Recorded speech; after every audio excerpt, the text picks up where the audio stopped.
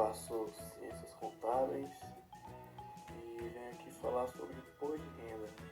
Vou começar explicando aqui o que é imposto de renda.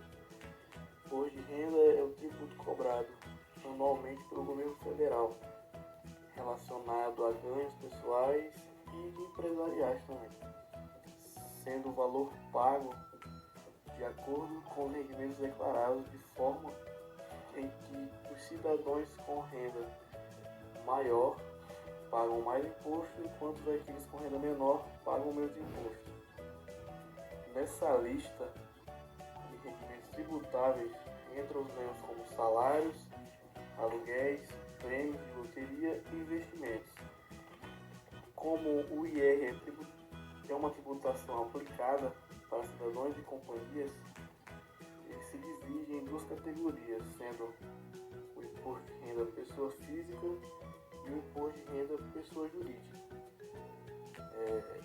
Vou explicar também sobre o imposto de renda pessoa física. O imposto de renda pessoa física incide sobre a renda e os proventos de contribuintes residentes tanto dentro do país como residentes fora do país, que recebam rendimentos de fontes no Brasil, apresentando alíquotas variáveis conforme a renda dos contribuintes, sendo de forma que os de menor renda não sejam alcançados pela tributação. Anualmente, o prazo para realizar o imposto de renda pessoa física se inicia no primeiro dia útil do mês de março e é encerrado às 23 horas e 53 minutos no último dia do mês de abril, o que em 2021 foi estendido pela Receita e terminará às 23h59 do dia 31 de março, pelo horário de Brasília. Agora eu vou explicar aqui quem precisa declarar o imposto de renda. Segundo a Receita, são obrigados a declarar o imposto de renda os contribuintes que receberam rendimentos tributáveis como salários e aluguéis, cuja a soma atual foi superior a R$ 28.559,70.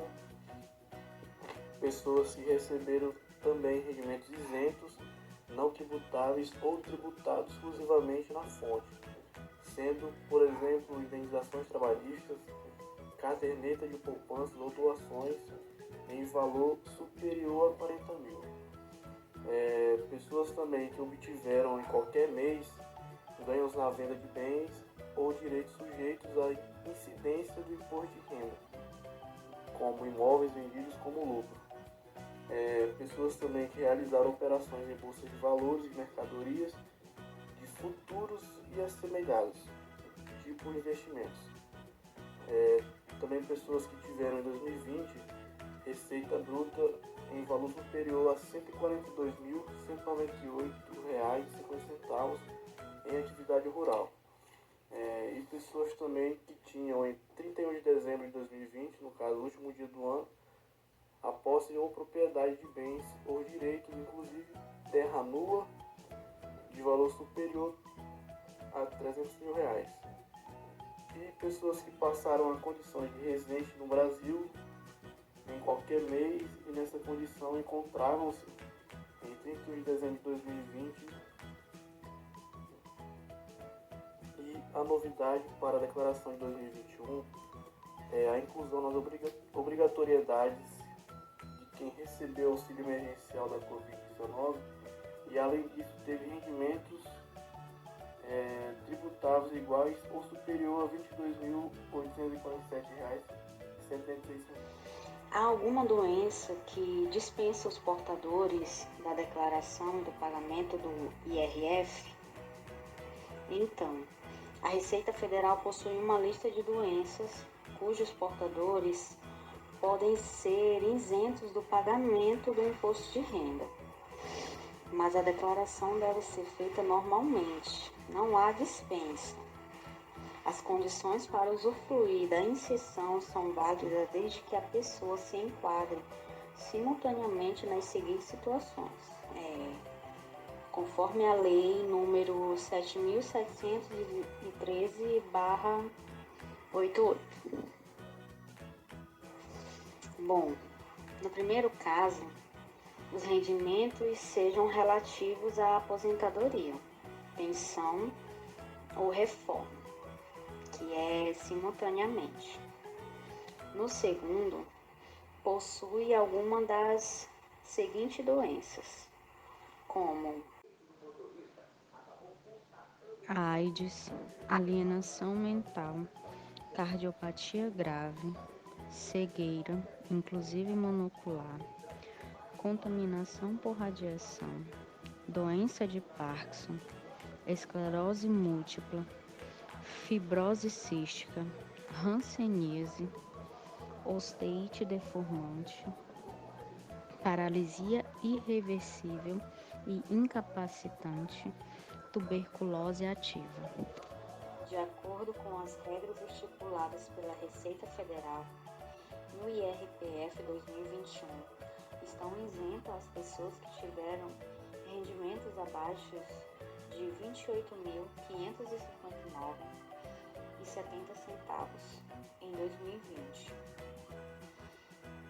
O que posso deduzir do imposto devido na declaração?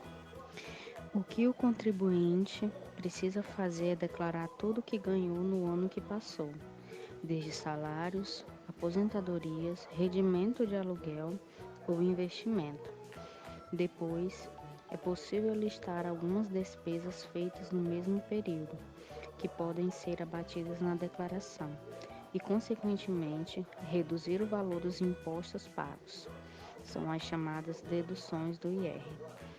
Entre os gastos que o contribuinte pode deduzir do IR, é possível citar, por exemplo, aqueles como dispensas médicas sem limites, filhos ou pais dependentes no valor de R$ 2.275,08 por dependente, educação, escola e faculdade no valor máximo de R$ 3.561,50 por dependente, contribuição à Previdência Social sem limites, contribuição à Previdência Privada, que correspondem até 12% da renda tributável. É válido reforçar que todos os valores que você coloca na declaração precisam ser exatamente iguais aos informados no comprovante de rendimento e pagamento. O que é preciso informar na declaração do IRPF anual? Todos os seus rendimentos durante o ano de 2020, inclusive os isentos e não tributados pelo imposto de renda, como saque do FGTS e indenização por acidente de trabalho, além de bens, despesas médicas, odontológica, gasto com educação, aluguéis, pagamento de pensão alimentícia, dependentes, operação na Bolsa de Valores, entre outros. Vale lembrar que nem todas as suas despesas poderão ser deduzidas de seu imposto final, mas é importante incluir todas as informações necessárias para avaliar qual o melhor cenário para o seu caso. A restituição do imposto de renda. A restituição do imposto de renda ocorre quando a Receita Federal detecta que o contribuinte pagou mais imposto do que deveria. Assim, ele tem o direito a receber de volta parte do valor. A quantia é devolvida até o mês de dezembro do mesmo ano em que foi declarada.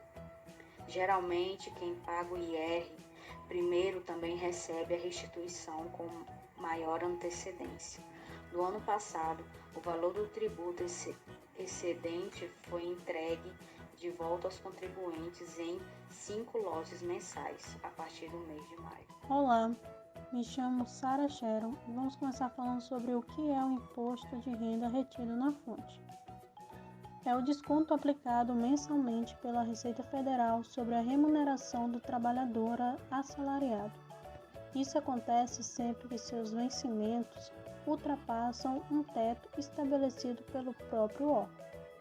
O cálculo do IRPF leva em consideração o desconto do salário destinado ao Instituto Nacional do Seguro Social, o INSS, e o número de dependentes do trabalhador. Para cada dependente, seja cônjuge, filhos, enteados, é abatido o valor de R$ 189,59 mensais. Dessa forma, se percebe que o cálculo do valor descontado considera a quantia bruta menos o INSS e os dependentes, o que fornecerá o valor do salário base. Sobre esse resultado é aplicada a alíquota correspondente ao IRRF, que definirá a quantia a ser repassada à Receita. Como calcular o IRPF? O Imposto de Renda Pessoa Física. Quem possui dependentes, gastou com saúde, pagou escola no ano passado ou investiu em um plano de previdência do tipo PGBL, deve informar todas essas despesas na declaração. O programa de preenchimento da declaração mostra automaticamente ao contribuinte qual é a opção tributária mais vantajosa, se o modelo simplificado ou o completo. No modelo simplificado, é aplicado um desconto padrão de 20%, até o limite de R$ 16.754,34. Já o modelo completo permite utilizar as deduções legais para reduzir o valor do imposto a pagar ou aumentar a restituição. Na dúvida, preencha todos os campos da declaração.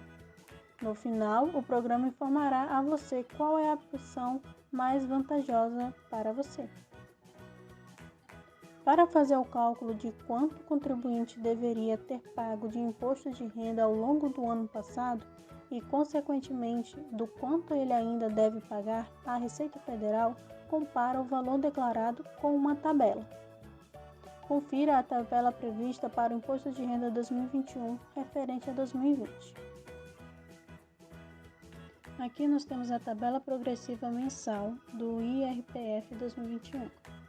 Com ela você pode observar a base de cálculo, a alíquota referente a cada uma delas e a parcela a deduzir do Imposto de Renda de Pessoa Física.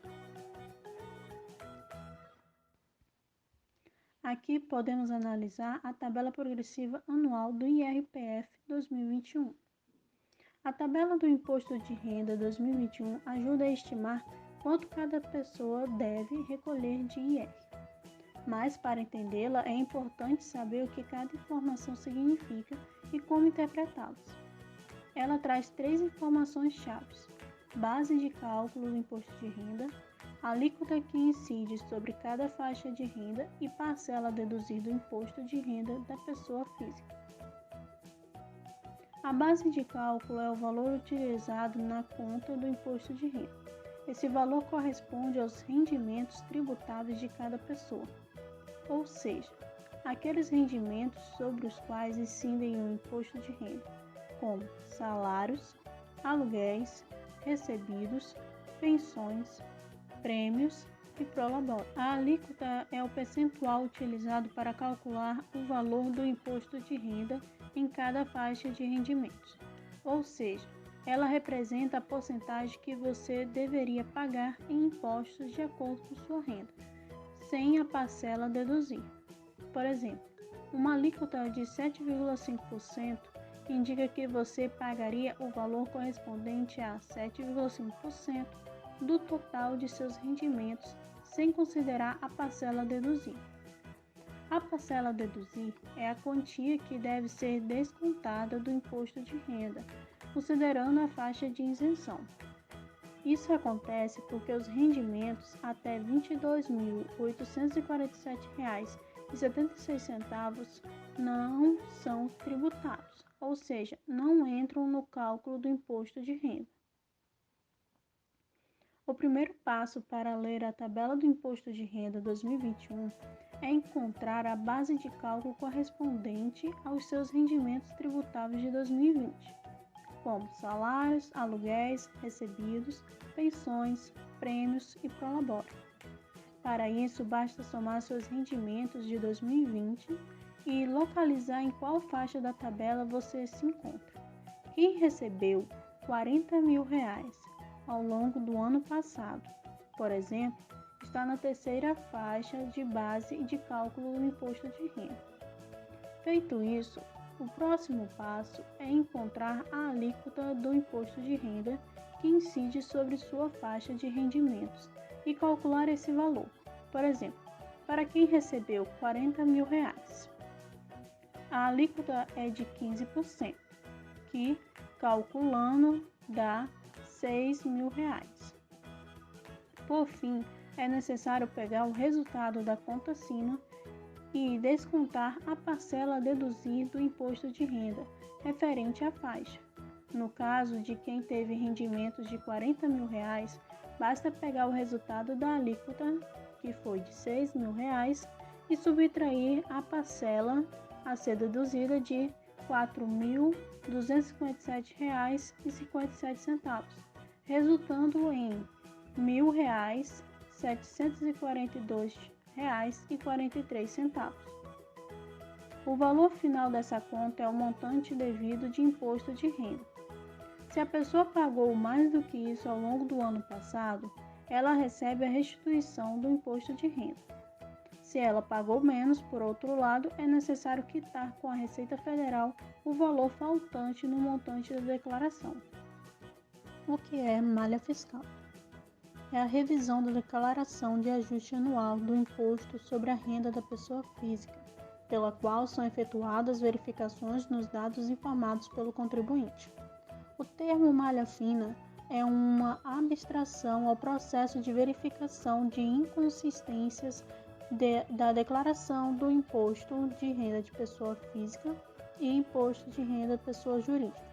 Age como uma espécie de peneira para os processos de declarações que estão com alguma pendência, impossibilitando a sua restituição e, em alguns casos, resultando investigação mais aprofundada sobre o contribuinte declarador por parte da Receita Federal, através das informações que são registradas no SPED fiscal, Sistema Público de Escrituração Digital.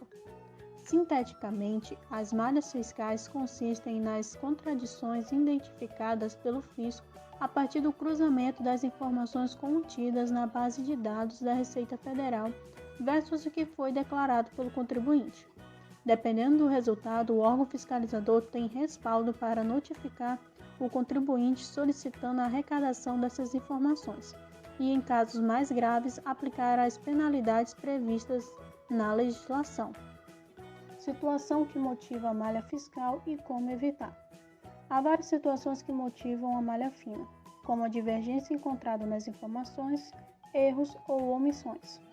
Desta forma, as empresas obrigadas à escrituração é fundamental estar atento às datas de entrega e saber que na hora de emitir suas informações tem de ter atenção aos dados, principalmente referente às seguintes escriturações. Escrituração contábil digital, criada para finalidades fiscais e previdenciárias. Escrituração contábil fiscal, instituída para a obtenção de informações sobre operações que possam ter influência sobre a composição e o valor devido da contribuição social sobre o lucro líquido e do imposto sobre a renda da pessoa jurídica. A primeira coisa a se fazer para evitar ser pego em uma malha fiscal é ser completamente transparente com a Receita. Assim sendo, pessoas físicas e jurídicas devem assegurar que as declarações exigidas pelo fisco estejam em dia, pois, sem dúvidas, também serão cruzadas pela Receita. Uma outra dica importante é manter um controle rigoroso acerca da qualidade e veracidade das informações repassadas à Receita. Isso começa com ações internas, seja na estruturação de processos e também na manutenção de um rigoroso controle das movimentações financeiras, dando a devida atenção à organização e gestão dos documentos e declarações que comprovam tais atitudes. Como? Guarde todos os documentos que foram informados nas declarações, informe todos os pagamentos, trabalho assalariado e os demais pagamentos efetuados que superem o valor de R$ 6.000 por ano ou que tiverem imposto retido na fonte. Informe os recebimentos de resgate de previdência privada. Informe as despesas de saúde e anexe documentos que possam comprovar tais pagamentos. Faça o controle da qualidade dos arquivos transmitidos. Tenha atenção ao registrar as informações nas suas declarações. Bom, meu nome é João Vitor Queiroz e agora eu vou falar sobre o IRPJ, Imposto de Renda de Pessoas Jurídicas. É um tributo federal previsto no artigo 153 da Constituição Federal, que fala sobre os lucros obtidos por pessoas jurídicas e equiparadas. Em outras palavras, é um imposto obrigatório a quase todos os negócios que estejam funcionando e gerando rendimentos. Em uma visão geral, todas as empresas com CNPJ, Cadastro Nacional de Pessoas Jurídicas, ativas devem pagar o IRPJ, no entanto, há algumas exceções. As organizações filantrópicas, recreativas, culturais e científicas são consideradas regimes empresariais livres de pagamento do imposto de renda pessoal jurídica.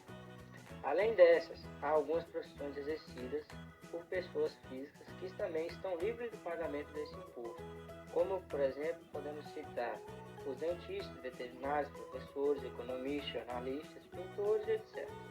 A relação completa de profissões livres do IRPJ está descrita no artigo 162, 2 incisos 1 a 7 do Decreto 9.580 de 2018. Olá, eu me chamo Bruna Thaís e hoje eu vou estar falando sobre os modelos de tributação do Imposto de Renda Empresarial. O IRPJ ele pode ser pago em 4 modalidades diferentes, mas basicamente todas possuem a mesma alíquota de 15%, exceto o Simples Nacional. E falando um pouco sobre o Simples Nacional, as empresas enquadradas no Simples, elas realizam o pagamento do imposto de renda da pessoa jurídica de forma simplificada, através da guia de impostos municipais, estaduais e federais, que são emitidas mensalmente. O DAS, que é o documento de arrecadação do Simples, ele pode variar de acordo com a taxa de faturamento das empresas, ou seja, dentre as 8 tributações pagas neste guia, está incluso o IRPJ. Meu nome é Luciane João da Silva e eu vou falar sobre lucro real. Segundo o próprio nome, o IRPJ é declarado com base no valor real do lucro de faturamento obtido pela empresa dentro do período e pode ser pago mensalmente, trimestralmente ou anualmente para o governo federal.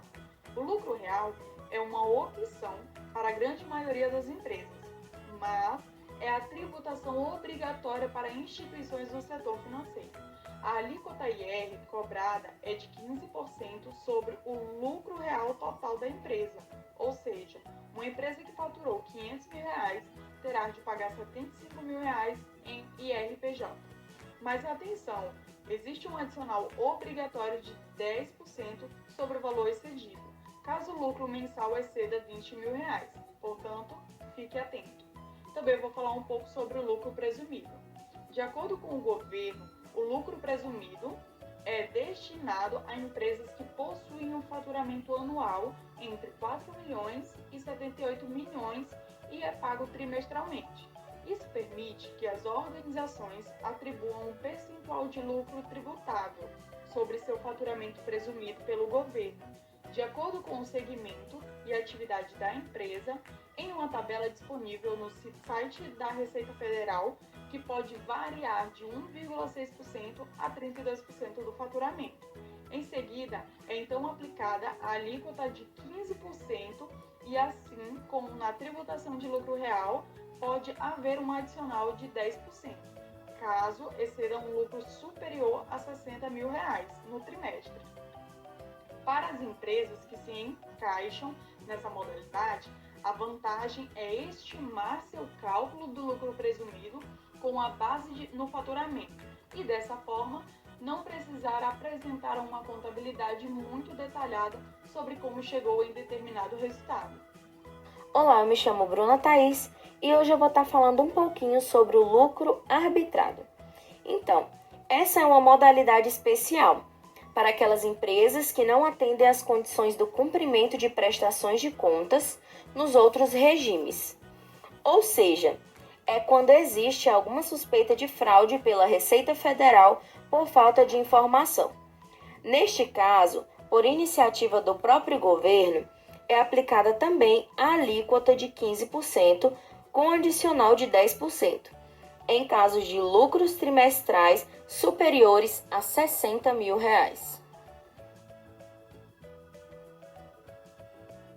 O que é auditoria? A auditoria é um processo de análise de todos os registros financeiros, ou seja, da compra de materiais para revenda ou da prestação de serviços, do faturamento das empresas, da retirada de valores do caixa e das operações de uma empresa, com o objetivo de certificar que aquilo está correto ou identificar falhas que necessitem de correções. Por se tratar de toda uma empresa, essas auditorias podem se dividir em diferentes naturezas, como por exemplo, auditoria interna e externa, com auditorias operacionais e auditorias contábeis. Mas afinal, para que serve isso? O objetivo da auditoria serve para ampliar a transparência da empresa, garantindo que seus resultados analisados e obtidos sejam fidedignos e coerentes com a realidade do negócio, sem ocultações, distorções ou qualquer outro artifício que manipule a realidade operacional da empresa. Diferentemente do que muitos pensam, a auditoria pode ser realizada em empresas de todos os portes, ainda que seja uma ação mais comum nas grandes corporações, que, em alguns casos, negociam ações na Bolsa de Valores, e a auditoria se torna obrigatória. Em todos os casos, o propósito de uma auditoria é certificar as informações fidedignas de um exercício em uma determinada empresa, em que os auditores atestam a confiabilidade dos registros apresentados, a veracidade dos números e a eficiência dos processos e a moralidade da condução nas práticas contábeis. Olá galera, meu nome é Rafael Silva, sou do curso de administração e venho aqui falar para vocês a respeito da auditoria interna. Pegando aqui o conceito de auditoria interna, a auditoria interna é uma forma de avaliar a eficiência de algum processo específico na sua empresa, a fim de aperfeiçoá-lo, além de verificar a necessidade de mudança em sua organização, a necessidade de novas normas internas ou apenas para garantir a melhoria contínua. Em outras palavras, a auditoria interna é um processo que traz uma visão de todo o seu negócio, de como os processos de atividades estão sendo conduzidos e como é o envolvimento da equipe, como é que os documentos dessa empresa estão sendo gerenciados. E é um processo que traz uma visão muito positiva e muito consistente para a sua empresa. Mas para que esse processo ocorra bem, é preciso trabalhar com alguns preceitos. Primeiro, respeite o ritual. O ritual é aquele da reunião de abertura, onde se apresenta toda a equipe, como que as pessoas vão ser conduzidas, em que área que eles vão visitar, que processo eles vão conduzir. Mas, esses processos, a maneira como esse auditor trabalha, tem pessoas que ficam criticando esse tipo de serviço, diz que esse auditor está ali para olhar erros e olhar defeitos. E não é isso. O auditor interno busca conformidade. O caminho do auditor é pelo processo correto. Observar quais são as falhas para poder ajudar a empresa. E nesses tipos de auditoria pode ser especificado de duas formas: a auditoria de primeira parte, que é essa avaliação que pode ser realizada pela própria empresa por funcionários treinados e orientados para a execução deste processo. E auditoria de segunda parte ocorre quando sua empresa audita um fornecedor como prestador de serviço.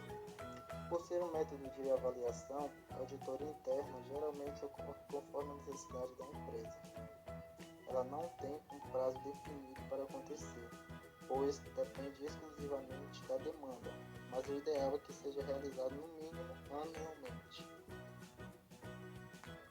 Olá, me chamo Silmar e hoje eu vou falar sobre auditoria externa. A auditoria externa é uma atividade exercida por um profissional independente que segue seus padrões técnicos para verificar a quantidade de ações e informações. Em geral, essas empresas contratam auditoria externa para testar a veracidade dos dados contábeis e aferir a saúde financeira do seu negócio. E nesse caso, ela deve ser feita por um contador experiente em auditorias no segmento em que a empresa atua, estando devidamente cadastrado no CVM, que nada mais é que a Comissão de Valores Imobiliários, que é um órgão ligado ao Ministério da Economia, que é responsável por fiscalizar o mercado de capitais e garantir a aplicação de suas regras, protegendo todos os agentes envolvidos. Bom, e essa auditoria externa ela é realizada em 5 passos: o planejamento, a análise de uma amostra, revisão analítica, a coleta de evidências e a produção, e por último a produção do relatório. O relatório vai ser que ele vai ter todos os testes, as evidências suficientes para fundamentar a sua avaliação. O auditor independente ele vai elaborar um relatório de auditoria, escrevendo os procedimentos realizados e o seu parecer, que é o resultado do processo. O que eu posso esperar dessa auditoria?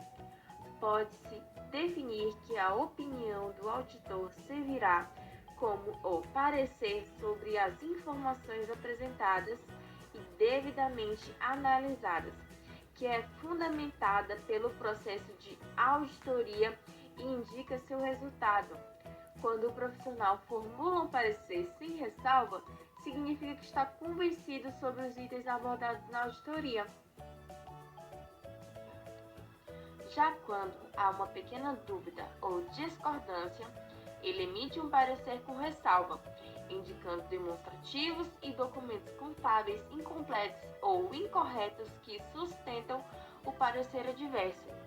Caso não tenha obtido evidências e provas suficientes para formalizar uma opinião, o auditor tem a opção de emitir um parecer com abstenção de opinião.